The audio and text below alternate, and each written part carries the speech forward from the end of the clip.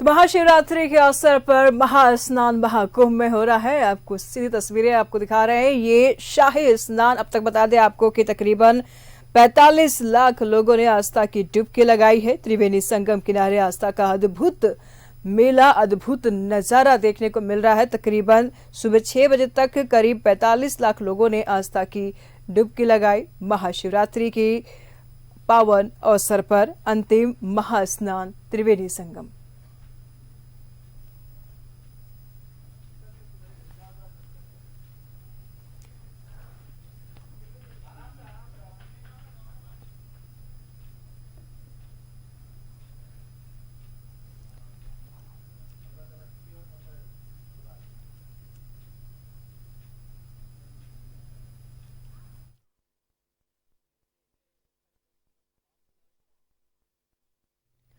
तो सीधी तस्वीरें हम प्रयागराज से आपको दिखा रहे हैं। बता दें आपको कि तकरीबन 1.5 महीने तक चलने वाला ये मेला महापवित्र संगम का स्नान और आज अंतिम महाशाही स्नान है। अंतिम महास्नान, महाशिवरात्रि पर अंतिम महास्नान चल रहा है।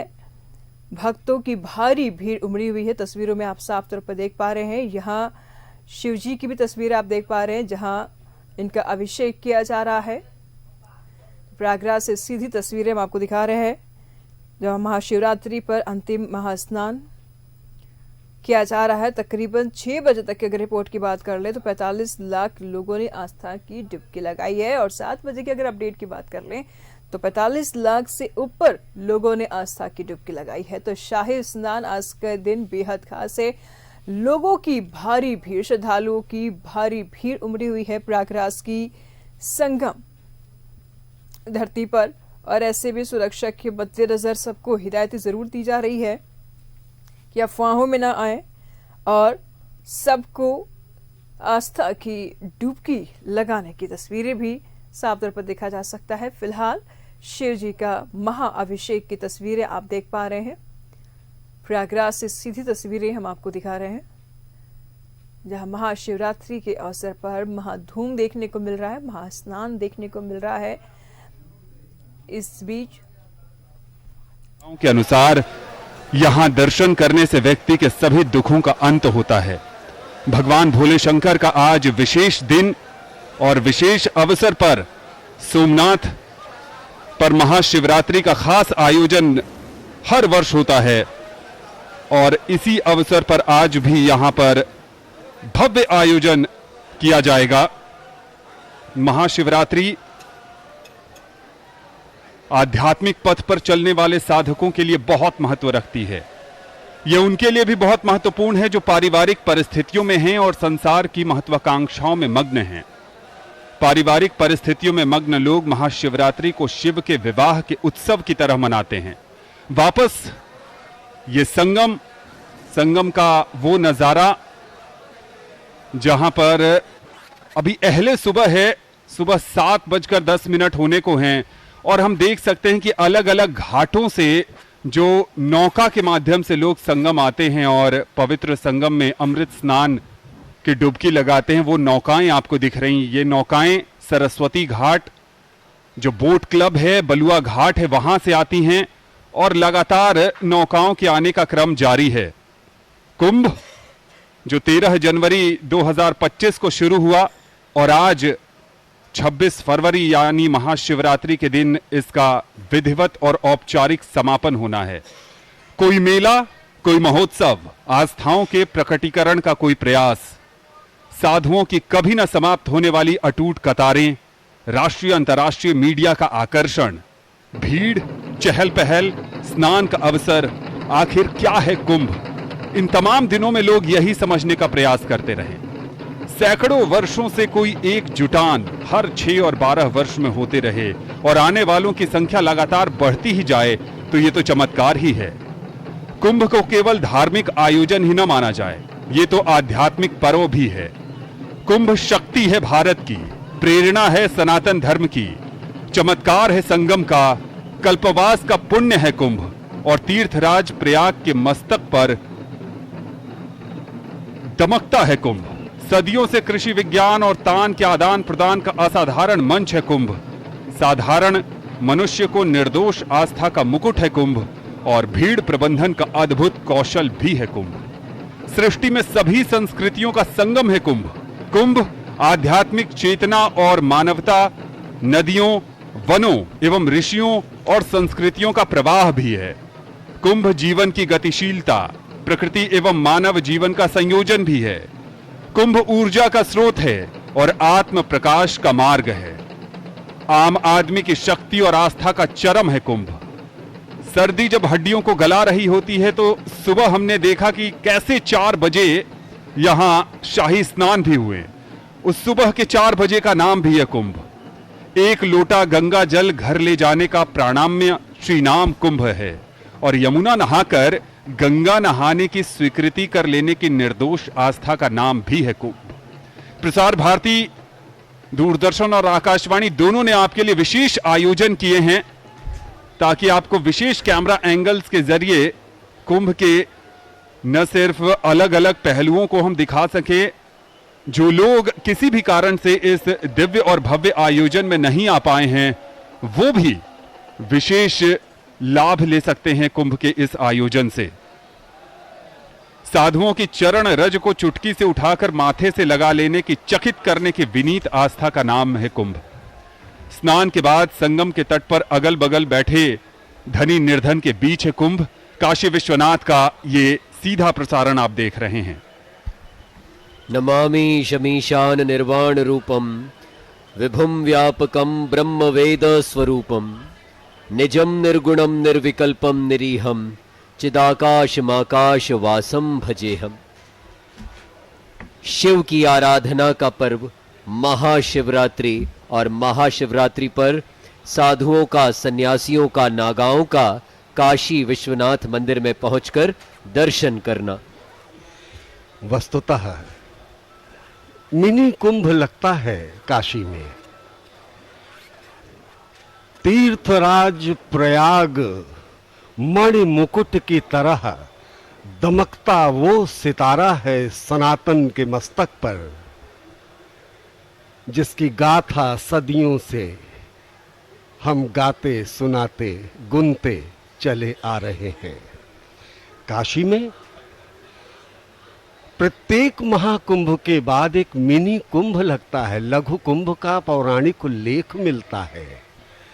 ये परंपरा है कि वसंत पंचमी के स्नान के पश्चात अधिकांश अखाड़े, विशेषतः शैव, काशी को प्रस्थान कर जाते हैं।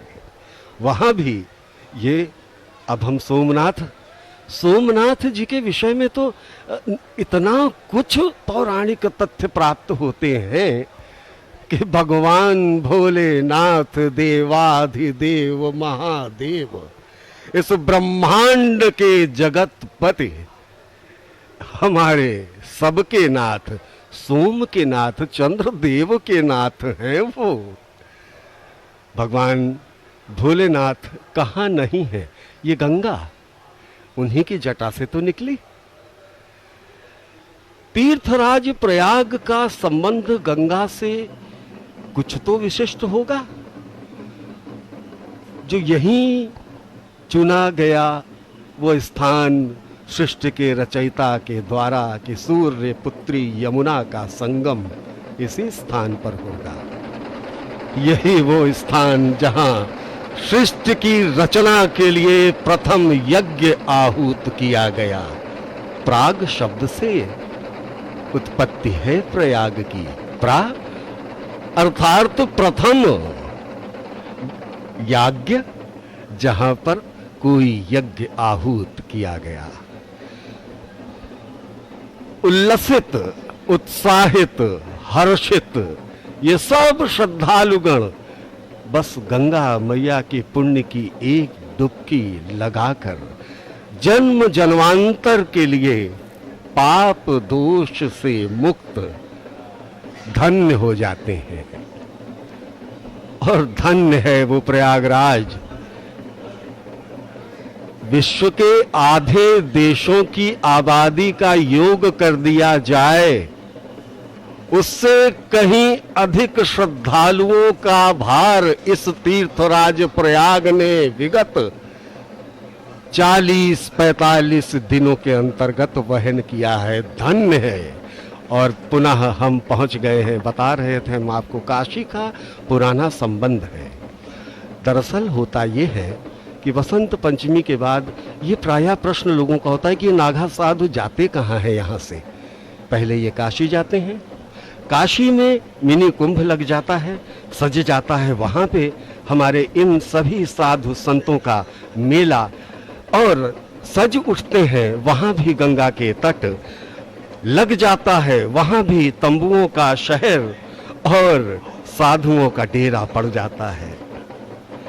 हर ओर दिखता है भगवा भूत भभूत जटा जूट का रेला, अद्भुत अध्यात्म का मेला। फिर तो होली पर्व तक ये रंगत बनी रहती है। नागांव की छावनी, गंगा मैया के तट से लेकर बाबा विश्वनाथ के दरबार तक नागा संतों का क्रम निरंतर बना रहता है। अनेक अद्भुत विधियों से साधना करते नागाओं के दर्शन के लिए बड़ी संख्या में श्रद्धालु, यहां तक कि देश ही नहीं विदेश के भी अन्यान्य श्रद्धालु उमड़ पड़ते हैं। काशी में होने वाले इस लघु कुंभ की तैयारियां महीनों पहले से शुरू हो जाती हैं। तो ये आप देखते ही बन रही है छटा बाबा विश्वनाथ के उस प्रांगण के, जो नवनिर्मित प्रांगण है, जो सनातन सभ्यता के मस्तक पर ललाट पर लगा वो भगवा तिलक है, जो उद्घोष है इस बात का कि हम जाग चुके हैं।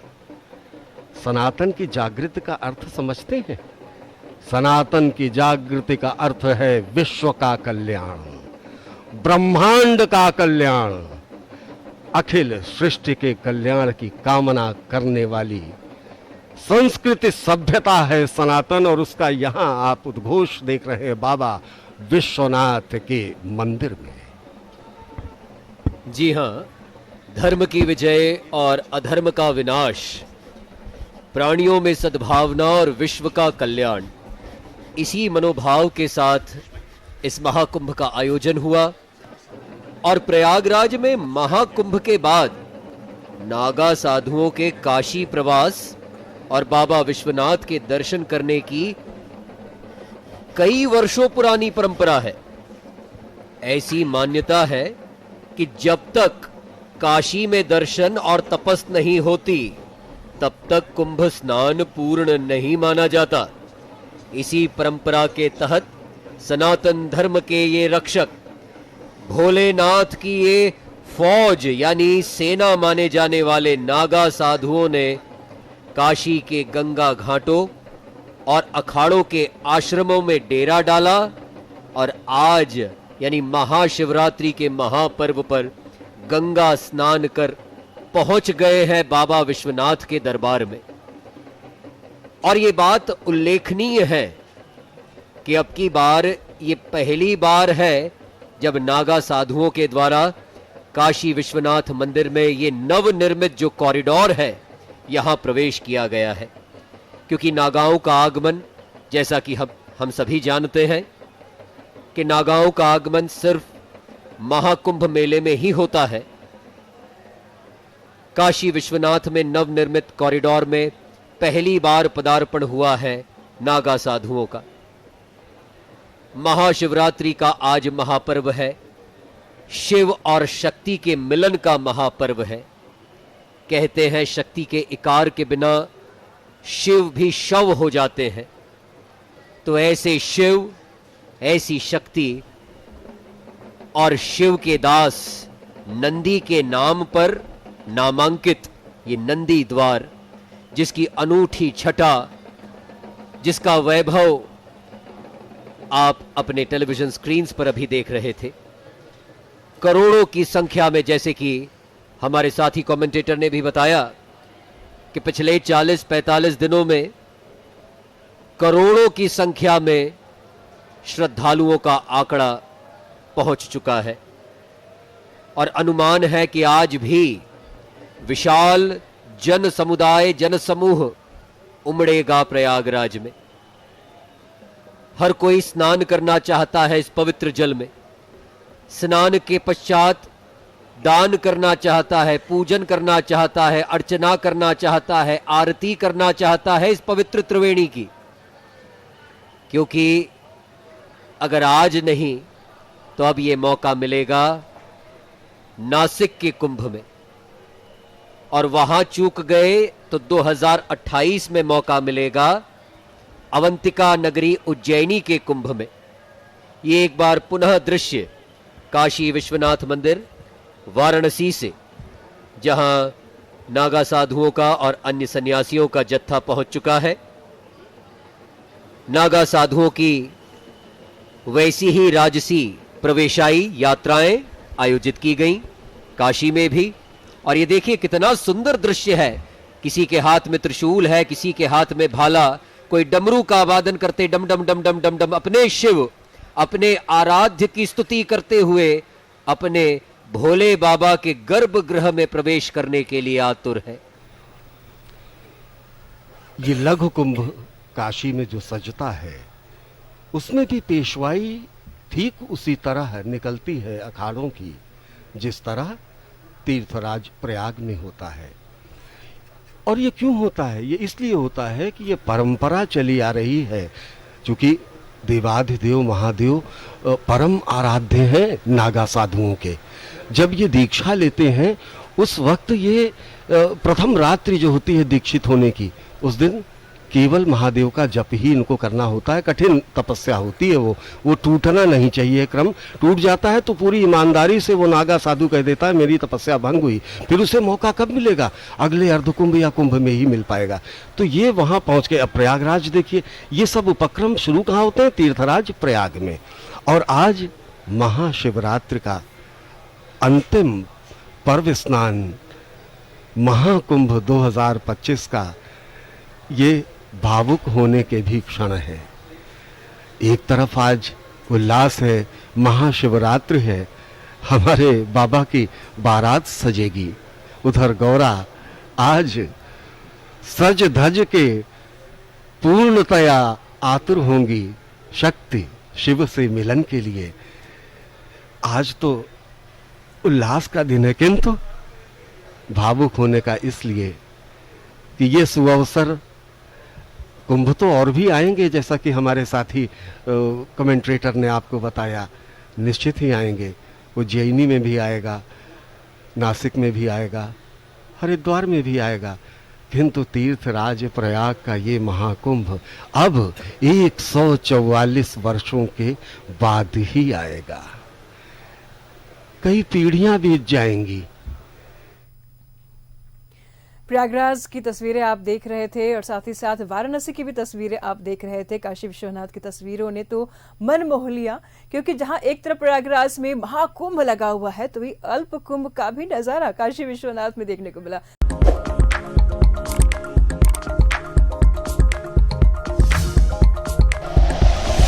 Like and share videos, subscribe करें हमारा चैनल और प्रेस करें बेल आइकॉन। न्यूज़ 11 भारत, सच है तो दिखेगा।